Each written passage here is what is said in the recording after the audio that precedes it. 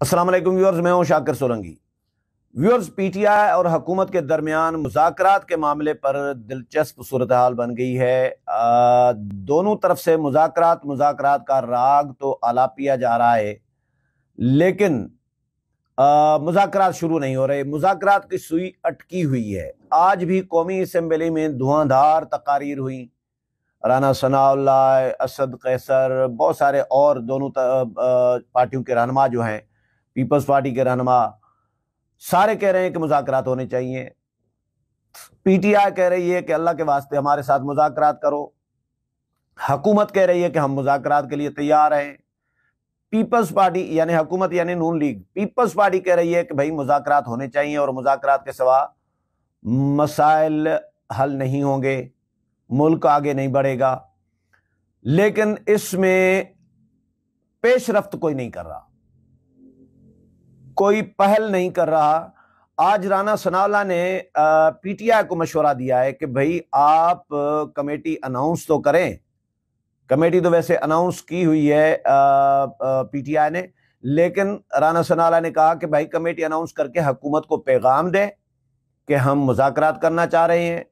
Speaker chamber بھی حاضر ہے، اسپیکر کے پاس جائیں، اسپیکر ثالثی کرنے کے لیے تیار ہوں گے۔ آج پھر اسپیکر قومی اسمبلی نے بھی پیشکش کی ہے کہ بھائی مذاکرات کے لیے میں کردار ادا کر سکتا ہوں دونوں جماعتوں کے درمیان۔ کل ہماری خورشید شاہ کے ساتھ ملاقات ہوئی بڑی تفصیل کے ساتھ۔ ہم دو بندے تھے صحافی، خورشید شاہ کے ساتھ کوئی 1 گھنٹہ ہم بیٹھے رہے، 1.5 گھنٹہ، تقریباً 1.5 گھنٹہ۔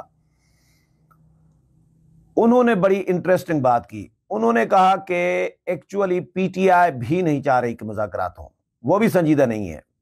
پی ٹی آئی ایک فارملٹی پوری کرنا چاہ رہی ہے کہ بھئی مذاکرات کے لیے جتنے یعنی پی ٹی آئی کے رہنما جتنی مسلسل یہ بات کر رہے ہیں نا، ہر دوسرا لیڈر مذاکرات کی ڈیمانڈ کر رہا ہے۔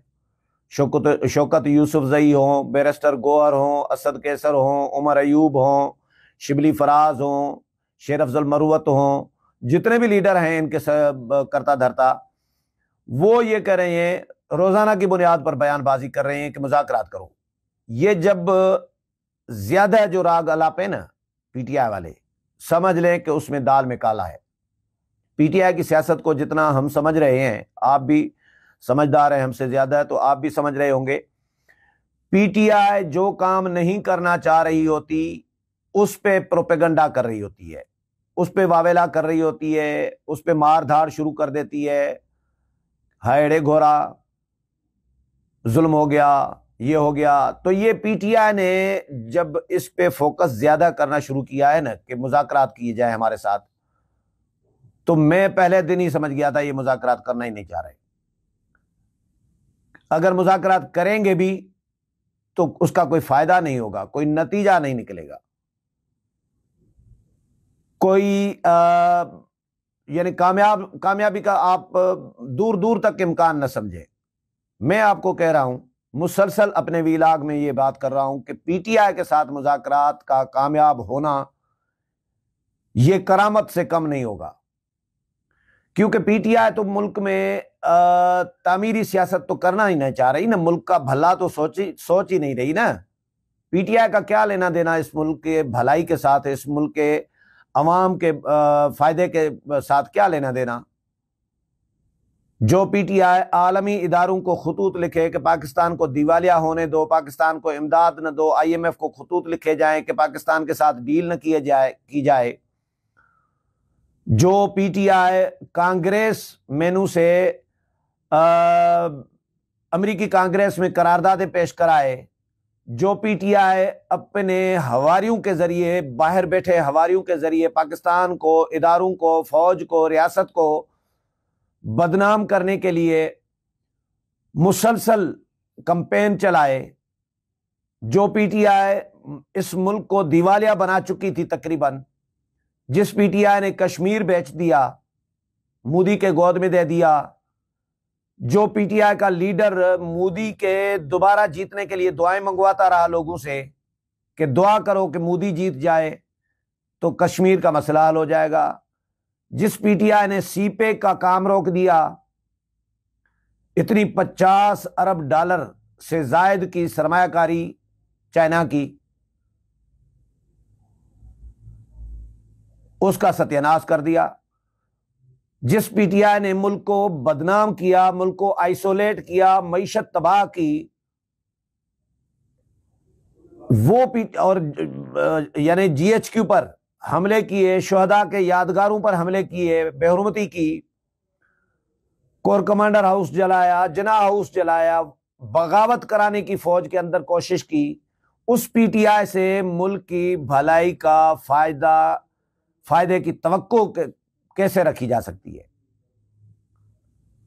اسی عمران خان نے، جب وہ خسرو بختیار ان کے وزیر تھے، پی ٹی آئی کا حکومت تھی، جب چینی اسکینڈل آیا تھا تو خسرو بختیار کا نام بھی آیا تھا انکوائری میں، ایف آئی اے کے انکوائری میں۔ خسرو بختیار کے پاس وزارت تھی، اور خسرو بختیار کو وزارت سے ہٹانے کی بجائے خان صاحب نے ایک اور اضافی چارج دے دی تھی، ایک اور وزارت کی۔ یعنی جو ملک کا بیڑا گرک کر رہا تھا، جو کرپٹ تھا، ملک کو نقصان پہنچا رہا تھا، وہ خان کو عزیز تھا۔ اسی طرح جو گالم گلوچ زیادہ کرتا ہے، لڑائی جھگڑا زیادہ کرتا ہے، پارلیمنٹ کے اندر پارلیمنٹ کو بے توقیر کرنے کی کوشش کرتا ہے، سیاست کو آلودہ کرنے کی کوشش کرتا ہے، تو وہی خان صاحب کو پیارا لگتا ہے۔ جو نہیں لڑتا، جو گالم گلوچ نہیں کرتا، خان صاحب ان کی کلاس لیتے تھے۔ جب وزیر اعظم تھے تب بھی اجلاسوں میں، پارلیمانی پارٹی کے اجلاسوں میں، پارٹی کے اجلاسوں میں ان کی کلاس لیتے تھے کہ آپ تو خاموش رہے یار۔ جو لڑائی کر کے، ہاتھا پائی کر کے اور گالم گلوچ کر کے آتا تھا، ان کو شاباشی دیتے تھے، ویل ڈن، آپ نے بہت اچھا کیا مراد سعید، اور علی محمد خان آپ نے گالیاں کیوں نہیں دی؟ تو یہ خان صاحب کی تربیت ہے۔ خان صاحب اور پی ٹی آئی، خان صاحب نے پی ٹی آئی کے لوگوں کی یہ تربیت کر دی ہے، تو وہ کیوں چاہے گی کہ اس ملک کا بھلا ہو اور مذاکرات ہو؟ تو خورشید شاہ کی بات مجھے بالکل 100% درست لگی کہ پی ٹی آئی مذاکرات خود بھی نہیں چاہ رہی، ایک فارملٹی پوری کر رہی ہے، حکومت کے اوپر یعنی یہ ملبہ ڈالنا چاہ رہی ہے کہ بھئی ہم تو چاہ رہے تھے کہ مذاکرات ہو، لیکن حکومت سنجیدہ نہیں تھی، حکومت نے نہیں کیے، اور حکومت کو بھی پتہ ہے کہ مذاکرات کامیاب نہیں ہونے، لیکن اس کے باوجود حکومت کہہ رہی ہے کہ بھئی چلو جی، اگر آپ چاہتے ہیں تو ٹھیک ہے، ہم بھی راضی ہیں، لیکن پیغام تو دو کہ ہم مذاکرات کرنا چاہ رہے ہیں، اور یہ بھی تو بتاؤ کہ کن ایشوز پر مذاکرات کرنا چاہ رہے ہو، مطالبات کیا ہوں گے۔ میں نے پہلے بھی کہا ہے کہ مطالبات ان کے قابل عمل نہیں ہیں، معقول مطالبات ہوں، قابل عمل ہوں تو پھر تو بات سمجھ میں آتی ہے، ان کے قابل عمل بھی نہیں ہے مطالبات۔ عمران خان کو رہا کرو، ایسے کیسے رہا کرو؟ خان صاحب جو ماسٹر مائنڈ ہیں آپ کے تمام مجرموں کے، ملزمان کے، فیض کے ساتھی ہیں، ساتھی ملزم جس کو کہیں، تو فیض جب پکڑا گیا ہے، اس کا کورٹ مارشل ہو رہا ہے، تو پھر عمران کو معافی کیسے مل سکتی ہے؟ عمران رہا کیسے ہو سکتا ہے؟ تو ہم نے تو یہ بھی چیک کیا کہ اس وقت اگر مذاکرات ہوتے ہیں تو کیا معافی کی خان صاحب کے لیے کوئی گنجائش ہے، کوئی ڈیل کی گنجائش ہے این آر او کی، پی ٹی آئی کے لیے، خان صاحب کے لیے؟ تو خورشید شاہ نے کہا کہ مجھے نظر نہیں آ رہا۔ خورشید شاہ ایک زیرک سیاستدان ہے، انہوں نے کہا مجھے نظر نہیں آ رہا ایسا کہ خان صاحب کو معافی، کیونکہ جو خان کا مینٹور تھا، مینٹور ہی کہیں گے یا گائیڈ کہیں، بڑا مددگار،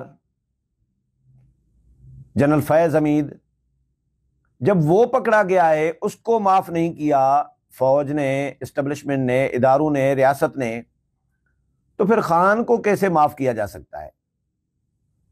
تو اسی لیے فیض کو پکڑا گیا کہ جنہوں نے بھی اس ملک کے ساتھ دشمنی کی ہے ان کو سزا ملنی چاہیے۔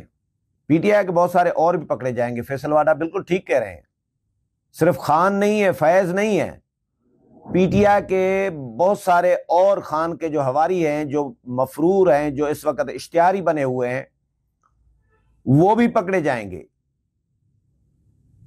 تو ایک اور خبر دوں، خورشید شاہ نے بتایا کہ حکومت کے وزراء آپس میں ڈسکس کر رہے تھے کہ بھئی یہ جو مذاکراتی کمیٹی ہوگی یہ تو بے اختیار ہوگی، خان فائنل تو منظوری تو خان نے دینی ہے، اور خان ایسے بات مانے گا نہیں ان کی، تو خان کے ساتھ ڈائریکٹ ایک ملاقات کر کے دیکھ لیتے ہیں، مذاکرات ان کے ساتھ شروع کر دیتے ہیں۔ یہ وزراء نے، وفاقی وزراء نے آپس میں ڈسکس کیا، تو کچھ نے کہا ہاں ٹھیک ہے، زیادہ تر نے کہا ٹھیک ہے، اور کچھ نے کہا نہیں یار یہ مناسب نہیں ہے۔